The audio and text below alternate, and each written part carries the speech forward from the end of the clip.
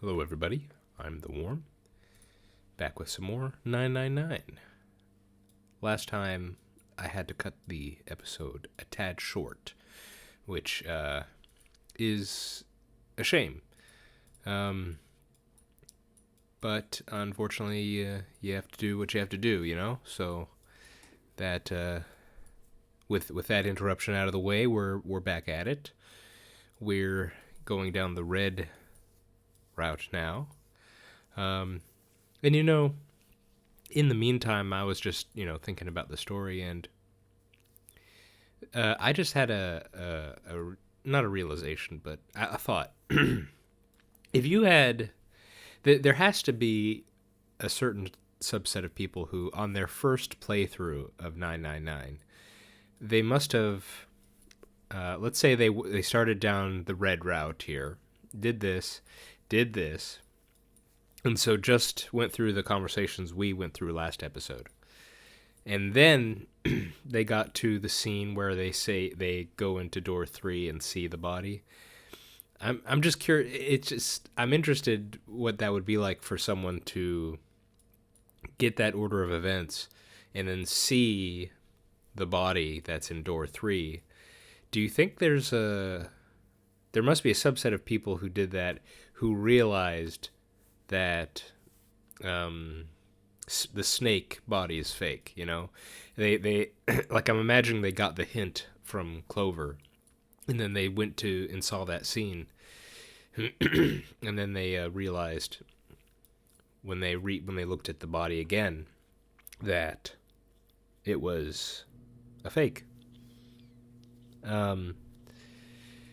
And I don't know. It's not a huge deal or anything, but I'm just curious what that sort of experience would have been like, if for someone who was doing that on their first playthrough. In any case, we're getting back to it. I still don't know.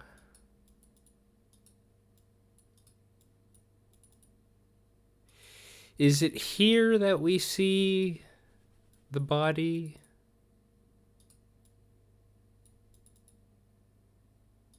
When do we see... When do we see...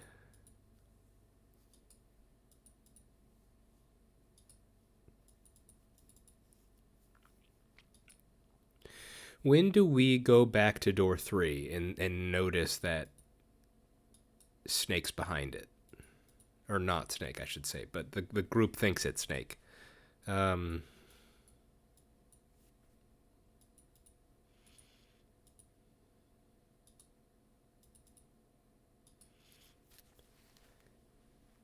Because I'm not remembering when that happens. Obviously, when we go down here, it happens immediately. I can't remember when it happens for the other routes.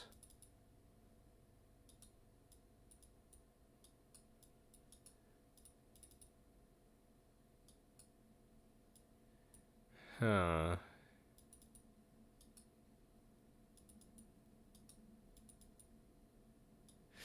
Well,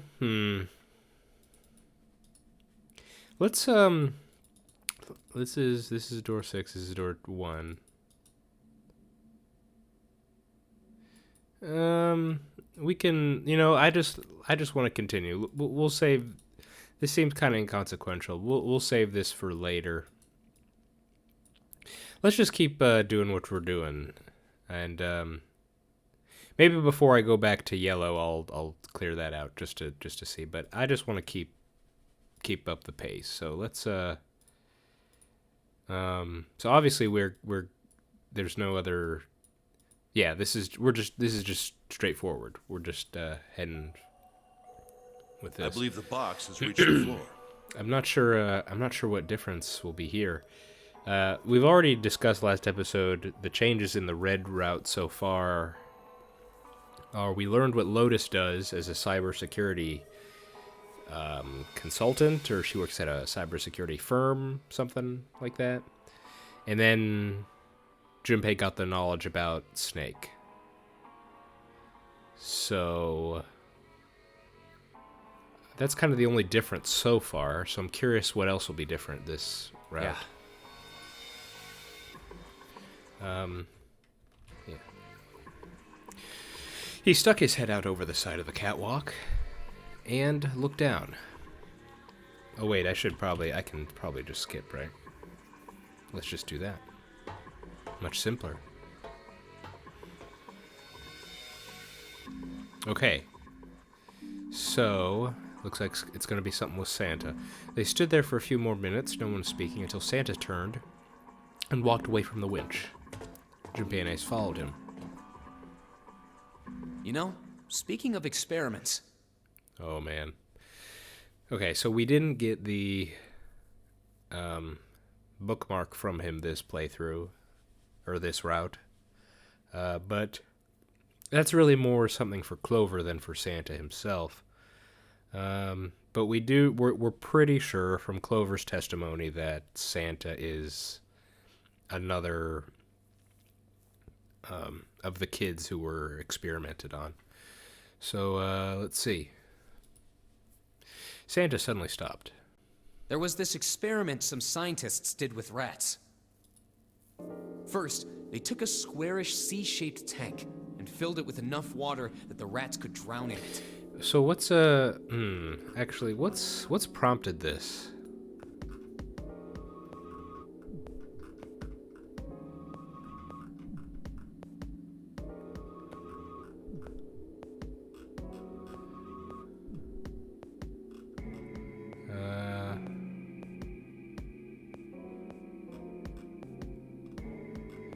Okay, comparing what we're in as to an experiment. Yeah, okay.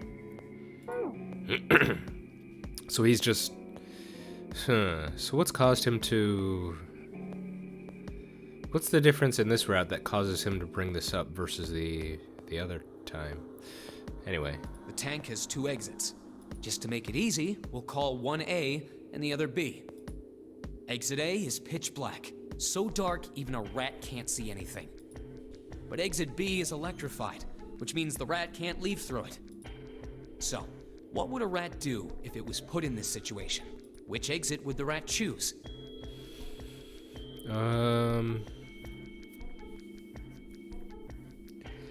Does it die if it touches the ladder? You said it's electrified, right? Because it would probably... Because my imagination is... It would probably want to go towards the light first. And if it kills them, then that's it. But if it doesn't kill them, then it could be a thing where it goes back, but is still afraid of the dark, so continues to get shocked or something. Maybe something like that. And so what's the... Is it meant to be...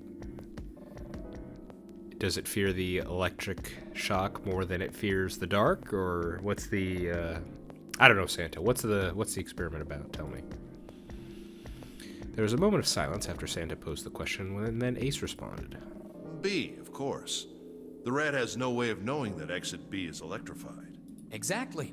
The rat goes to exit B. Well, I'm just dumb then, I guess. Of course, like I said, it's electrified. Oh wait, no. I got confused. Yes, so yeah. Okay, for some reason I thought B was the dark entrance or the dark exit, but yeah. Which means the rat can't get out that way. So, after a lot of trial and error, the rat finally finds exit A. Okay, so eventually does go into the dark. I see. I can't say that's very interesting or relevant. It's simply the story of a laboratory experiment. You're right. It isn't very interesting. Yet. See, these scientists repeated this experiment over and over. Is this going to be another information infection thing? Using hundreds of different rats over several generations. This produced some surprising results. With each generation, the rats took less time to find the correct exit. Eventually, a rat was put in the tank who instantly chose exit A without even attempting to go to exit B. But that wasn't the most impressive part. The same experiment was conducted in another laboratory, far from the original one, with the same results. Aha, so here's the here's the thing. No, on second thought, the results weren't really the same. The rats in this second experiment began the trials with significantly faster times than the first rats in the initial one. These rats weren't related to the others, Yeah. and had never even Yeah. come in contact with them. And yet, Yeah. Information infection. Here it is. they all easily found their way to Exit A as though they already knew. Yes. What did it mean? Are you suggesting something like telepathy? There it is again. Yep. I understand. They were passing information to one another through some undetectable medium? And it's just like Clover said. It's what are the two pieces of telepathy? It's epiphany and danger. That's it. So it's, we're the rats in this analogy. We're put in a situation and there's danger and then the information gets back. Yes, I understand. I still haven't looked up anything like on Ice 9 or The Mummy or the Glycerin, or I haven't looked up anything because, I don't want to get spoiled, potentially. But I'm thinking most of this is just nonsense, essentially. Or a bending of the truth. But, I have no way of knowing that at the moment. So, was there an actual experiment with rats that he's described? Like Sheldrake, that sounds like a real thing, a real guy. And maybe he really did put forth a theory, but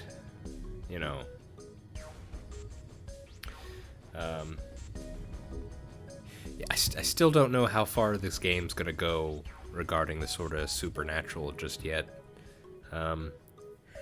We haven't actually seen any evidence of something like that in the game so far. I don't think. I think I mentioned this last episode or the episode before. We have not seen any instance where we've sent information or got information via telepathy or something like it. I just don't think it's happened yet. So I don't know. Ace looks skeptical and Santa snorted at him. How the hell would I know? I'm not any kind of scientist. I don't know what made him do that. But I do know that story's true. And if you've got another explanation, I'd sure love to hear it. Come on, let's get going. There's still a lot here we haven't checked out. And we gotta get the hell out of here before June passes out. So wait. I don't know why I just thought of this. Clover said she didn't recognize Seven because she was in the Nevada group, right? Yeah, okay. Clover, what did I just say? Clover didn't recognize Seven because she was in the Nevada group, and so she thought he was probably. No. I'm sorry. Seven. Sorry. There's three names with the letter S in front. She thought that Santa was one of the kids in the experiment, right? And Clover said she didn't recognize him because he was probably in the boat group while she was in the Nevada group. I got that right. Okay. And then I supposed, well, that's why she probably didn't recognize Seven either, because we know Seven was on the boat. So here's my question. Clover, it made like I asked the question earlier on, why doesn't Clover recognize Seven? Well, that's covered now. We're done with that. But how come Santa has never mentioned Seven or recognizing him? Because presumably Santa and Seven were on the boat. They were both on the boat. So of course Santa seems pretty assuming. I'm thinking it was probably his sister who died. So obviously he has a chip on his shoulder and he's going to be jaded and cynical and really upset about this whole thing. We saw how in one of the endings he's taken June hostage with a gun, so he's probably not in the mood. So it could be he just doesn't want to bring back memories or associate with the past at all, and so that's why he never brings it up. But I don't know. I'll be curious about that. I'm be curious if Santa ever talks about knowing who Seven was this whole time. Okay, sorry for that random aside there.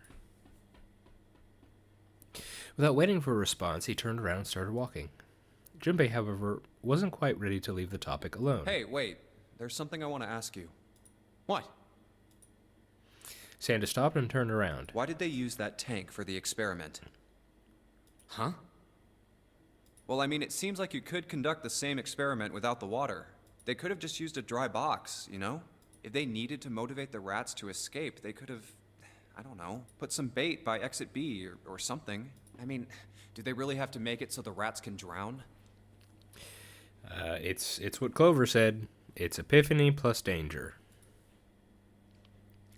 Santa gave a grim bark of a laugh. You know, the word emergency comes from the same root as the word emerge. You ever think about that? Huh? Well, an emergency is something urgent, often something dangerous. And to emerge means to sort of come out, or appear, or rise out of something else. So what's going to emerge in an emergency? Inspiration. Inspiration? Or,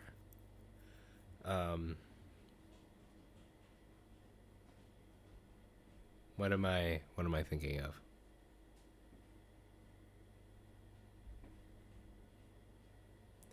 How am I blanking on this?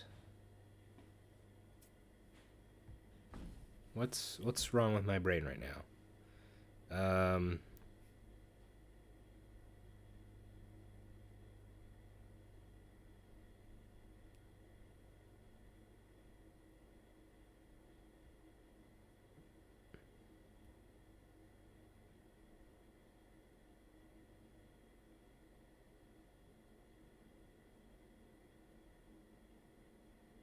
Synonym. Oh my goodness. What's wrong with me? Synonym. Or epiphany. Sorry, that was very silly of me. You ever get those moments where it's tip of your tongue moments where you're about to say something and then you lose it and then you have to struggle to recall it? Sorry. Continue, Santa. Yeah. That was dumb. Sorry. Think about it. When the chips are down, either you crack or your mind focuses and pulls up what you need. So in an emergency, your real potential emerges. Is that what you're saying? Yeah, I mean, like, you ever hear those stories about, like, I don't know, people get in a car wreck and then, like, a woman is able to somehow lift the car off a kid or something, you know, like, when in extraordinary situation, people will give 110%. You know, they're able to surpass what is normally thought of as possible, or something like that. But you know, in this instance, we're talking about telepathy, I guess. Yeah. That's why the rats had to drown. They had to be in danger. There had to be an emergency for inspiration to emerge. Oh. Junpei suddenly felt cold. The back of his head was aching and his stomach felt strange. Hey, okay, so Junpei just needed to hear a story about what the experiments are. Got it. Although, I don't know why... I don't know what it is about this route here that makes Santa say that instead of this route. Is it once again that just we haven't spent time with him? Maybe we left a bad impression when we were with him before, and... I don't know. Don't know. So we only have one key here, but we have 2. Ooh, 9 photos. This was an interesting one. This instance here we had a conversation with Ace, and he was confused by something. Maybe this Now is we it finally again. have all 9 pictures. We just need to insert these cards into the slots at the front of each box. I hope it's this one. Oh, okay, here we go. Just then, Jim heard a noise. He spun around just in time to see June collapse. Uh-oh. What's this? Hey! June, are you okay? She did not respond. This isn't good. Junpei spun around back to face Ace. I'm sorry, I gotta go check on her. You finish the box thing, alright? Just put the cards in the boxes. I'm counting on you. Interesting. He shoved the cards into Ace's hands and ran off toward June. Are you alright? What happened? Junpei called out to her as he ran. Can you stand? As he arrived, June was climbing to her feet with Santa's help. Oh, I'm sorry. I'm fine. Now I'm thinking, well, it's good that you're fine. But I'm thinking back towards, oh yeah, I can't see the flow chart in this mode. I'm thinking back to the coffin route. The white route, the one we just did before this one. So in that one, Santa took the gun. And it's not that he took it and no one was... Well, no. He took it when no one was looking, but it's not like he was the only one who knew about it. I think Seven mentioned... He said, oh, he took it behind my back or something. I wonder if... Do you think he took it in our route too? I'm not explaining this well. The very, very first route that I went with Lotus and June and Santa first. Then I went into, was it door 8? The lab with Lotus and Clover.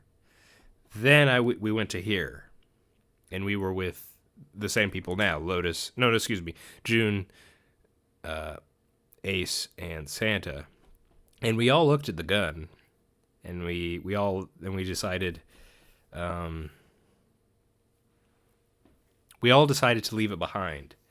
Do you think Santa snuck it behind our backs in that one too? I'm just curious if a similar sort of scene played out, and then Santa went back and took it, or something, because he obviously snuck it out when they weren't looking. Maybe we'll see that in this route. I just tripped. Don't give me that. Now is not the time. But it's true. I tripped over a box. Just let me see for a sec. Junpei put his palm on her forehead. You're still warm. Her temperature was much the same as it had been the last time he'd checked. She wasn't hot like she'd been before, but she was still warm. Her fever wasn't completely gone. I saw her fall. I think she really did just trip on something, you know? Junpei would have been more willing to agree if June hadn't needed quite so much help standing up. Still, to fall down like that? I think she's probably still a little messed up. June was doing her best not to busy herself brushing dust off her dress. Her smile looked a little embarrassed, and her face was a bit flushed. But she did look a great deal better than she had. Still... All right, well, let's just get out of here as fast as we can so we can get you to a hospital. Oh, I don't think it's anything that serious. I just need a little medicine and some sleep, and I'll be fine. It's true. I mean, we haven't been going for quite a few hours now. I feel like I'd be getting... It must be so... to be in such a tense situation while not getting any real downtime or any chance to rest, you know? It must be exhausting, but at the same time, you're getting into these potentially deadly situations, so your adrenaline's running, and then it must be a lot of highs and lows, you know, of being very tired, but then very energetic, and then that would make you more tired. So, yeah, I could imagine you'd be feeling lightheaded or getting sick in this situation. Medicine, huh? What's up, Santa? That remind you of something? Well, if we could get in touch with anyone outside, I'll bet Ace could swing that for you easy. Why Ace? Ace? Why? Huh? Don't you know? He's the president of a pharmaceutical company.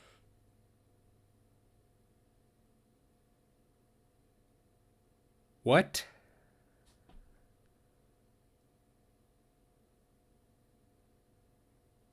You're just gonna hit me with that, huh? You're just...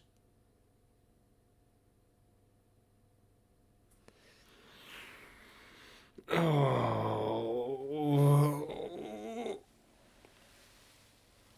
Oh, man. Just gonna hit me with that, Santa? That's what you're gonna do, huh? Just gonna...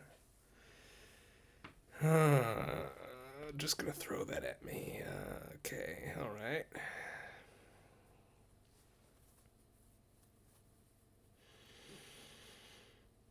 No, Santa. No, I did not know that.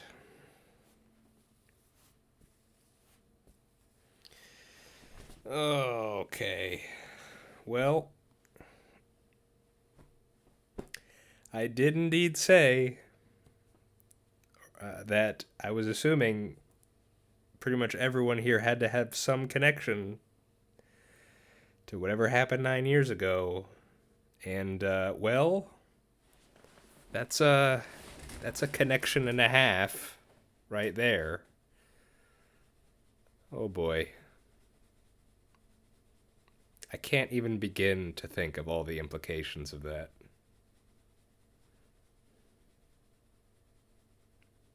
Well, I'm gonna have to anyway. So he's the president of Cradle Pharmaceuticals. That's what you're saying? Okay. Well. Cradle Pharmaceuticals is the name, I think. Okay. Yeah, alright. Uh-huh. Their flagship product is an anesthetic drug called Soparil. He did have a supposedly a needle with was it anesthetic? Something that put him to sleep earlier? Soparil. Soparil. Have we heard that? I don't remember. I've heard of that before somewhere. We couldn't shake the feeling that he'd heard about Soparil before. Soparil. It's an anesthetic that's a gas at room temperature. A lot like how nitrous oxide is. So that was what was specifically what he had. It takes only a few seconds to spread, and even a small amount is very effective. I probably should have written that down. I don't think I ever did. A bunch of countries quickly accepted it for widespread use within their police and military forces. What is this? What? It was an effective crowd suppressant and room clearer. It was practical, ethical, and the humane nature of it made it the ideal drug. Hang on. What?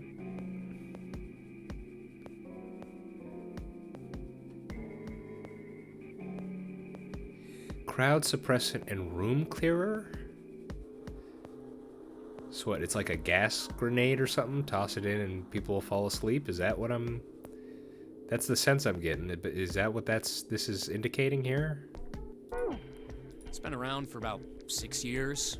They developed it from the extracts of several different roots. It became popular almost as soon as it was made public, with many governments placing large orders. Demand for Soparil skyrocketed, and of course that meant Cradle Pharmaceuticals stock did too. Which of course you invested in. Why do you know all of this? Santa's information was interesting, but Junpei couldn't help but feel a little suspicious. Santa's reply was blunt and I simple. heard it from the old man himself. From Ace? When? By the number 4 door at the central stairway, when we were searching the second class room. Really?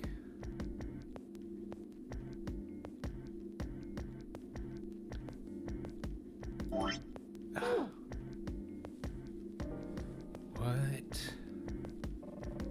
Remember how Snake, Seven, and you went to door 5?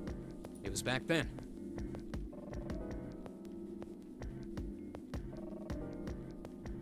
But why? Why tell you this? I asked him what he did for a living, and he said he ran his own company. After that, we just started talking, and I guess it just came up. you know? Huh. Are you worried about something? No, nothing. As he spoke, Junpei looked over toward Ace.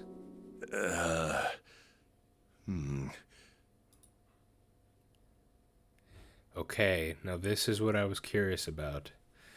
I'm just gonna ignore the huge revelation we just got. Why in the world does he have...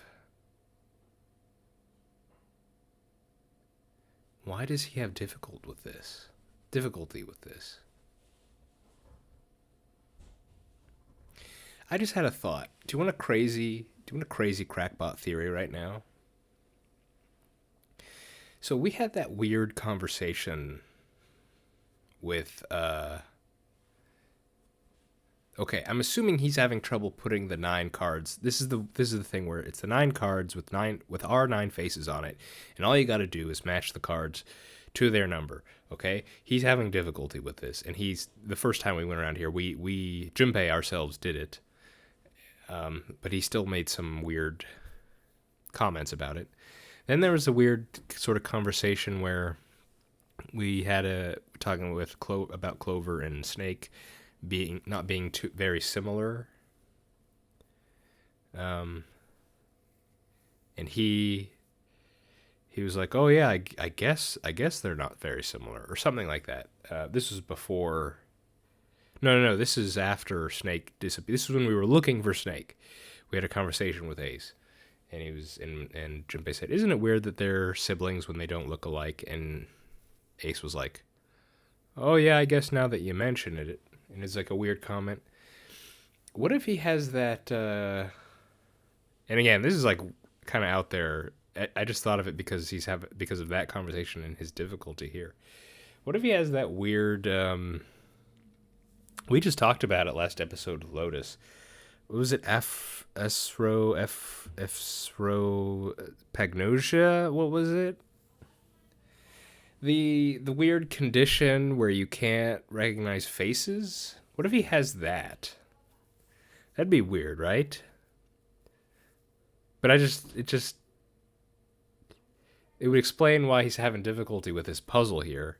And it would explain some of his weird comments he's had before. But it kind of just... What would the point of that be, though? Like, in the story, what would the point of that be?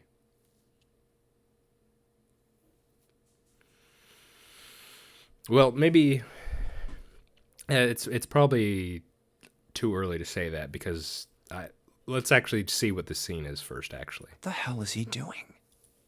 he turned back to June and Santa. June, don't push yourself, all right? Yes. Santa, could you take care of her? I'll go check on Ace. Looks like he's having trouble. Sure. He gave them both a short nod and then turned and headed toward Ace. What are you doing? Ace's back to him as Junpei approached. The older man turned around to look at him. His face was pale and covered in sweat. What happened? Nothing. My vision has gotten rather blurry, I think, because of fatigue. I can't see very well at the moment. What can't you see well? These pictures. Ace held the cards out to Junpei, splayed out in the shape of a fan. I don't care to admit it, but I may be developing presbyopia. Or maybe it's this. What is this? Growing old is a difficult thing. He made the best attempt he could at a self-deprecating smile, but his face was flushed and his lips were pale and drawn. At any rate, I'll leave the rest to you. What was this again? Presbyopia? Presbyopia? Presbyopia. What's presbyopia?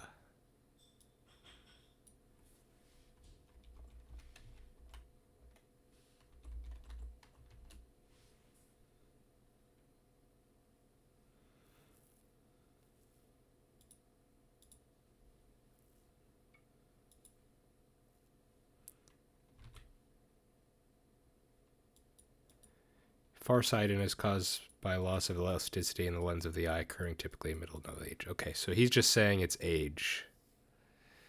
I mean, at this point,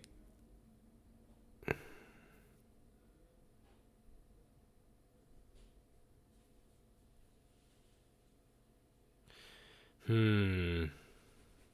I mean, I don't have anything solid to call him out on this. It is really weird. It seems like it would be very extreme in that instance. I'm feeling awfully tired, so if you don't mind, I'd like to rest for a bit. He shoved the cards into Junpei's hands and walked away quickly. Junpei looked at him quizzically. How could simply looking at cards have tired him out? Junpei looked down at the cards in his hands. All the pictures were quite clear and each person easily recognizable. Was Aishin truly so bad? Yeah, so I definitely don't think it is presbyopia. But if it wasn't, what had made him so uncomfortable? Okay, I'm gonna go with my wild crackpot theory that for some reason he cannot recognize faces. Oh yeah, see, he's gonna mention it, so maybe it's not as crackpot as I thought it could be. That was when Junpei remembered what he'd heard from Lotus much earlier. Prosopagnosia. Oh, that was it. I was misremembering the beginning. Prosopagnosia. Well, put simply, it means a condition where the mind can't distinguish between human faces. In other words, my face would look the same as Clover's or even yours. That is such a... I mean, I don't doubt that's a real condition, but... Like, shouldn't the hair give it away? Like, really easily? I mean, because all the different... Like, just beyond the faces, the hair, I feel like... But I've not read much. I've heard of this, but I've heard of the condition before, but I've not done any real reading or anything about it. So I can't say for sure what the limits are on this. It's just, you know. So that's probably, that could be a silly question I'm asking, but you know. So they can't remember faces, which is how most people recognize each other. That means that people with prosopagnosia have trouble recognizing even people they're close to. Man, I thought I was, you know, making a connection, and then the game just says, no, yeah, that's it. Maybe he's got prosopagnosia?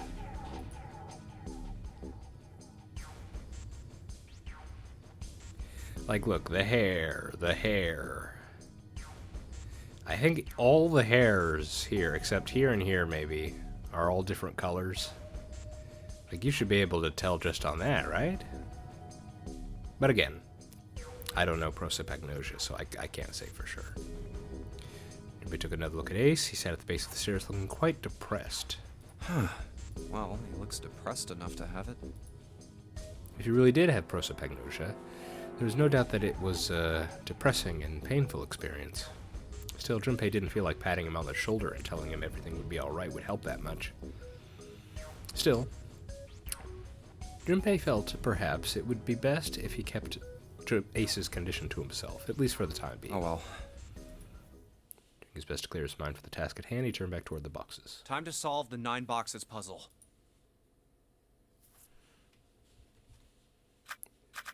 Da da da da da da da.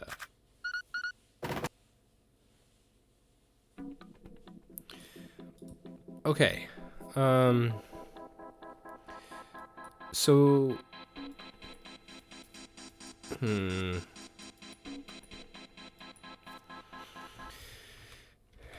So, huge dual revelation right here. Ace has prosopagnosia and is president of Cradle Pharmaceuticals.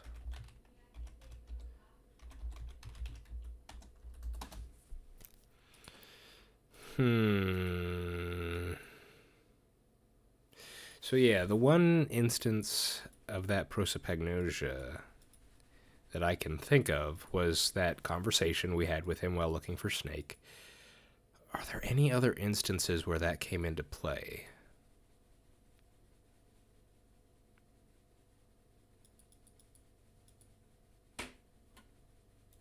I don't know. I can't recall any off the top of my head. And of course, the whole president of Creative Pharmaceuticals. That's crazy. That's insane.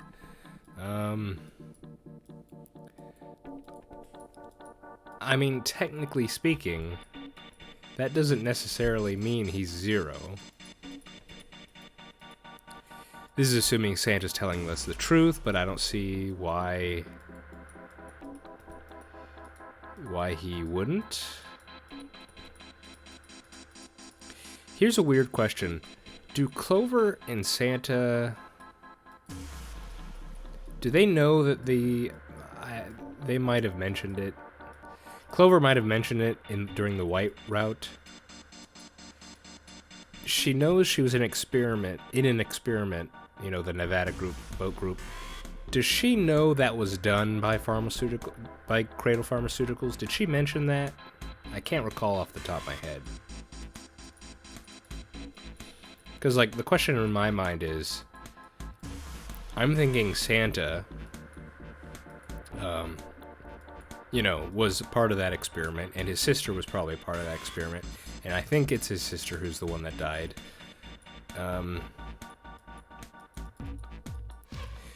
And if it's Cradle Pharmaceuticals that conducted those experiments, shouldn't he have, like, a huge grudge against Ace?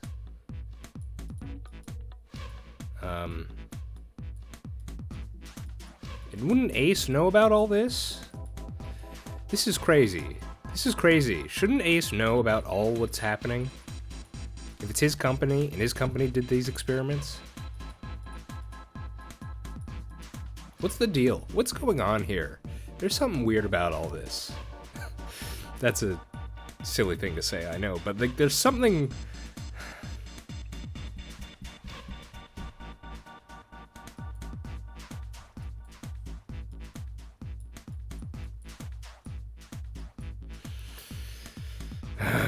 Man.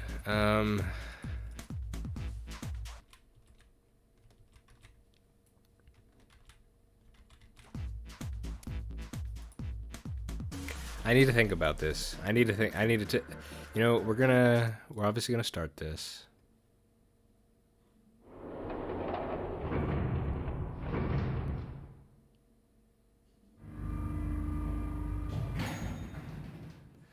This is when we discover the 9 room, and then we say we're not going to leave anyone behind, so we go back up to collect everyone else. Yep. Okay, so we're just going to save here. We're going to end it here. I need to take some time to think about all this.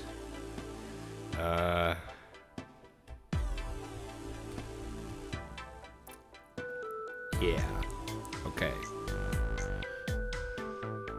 Man, I feel like I need to watch back my entire playthrough with the knowledge I now know, and I'd be able to pick out things.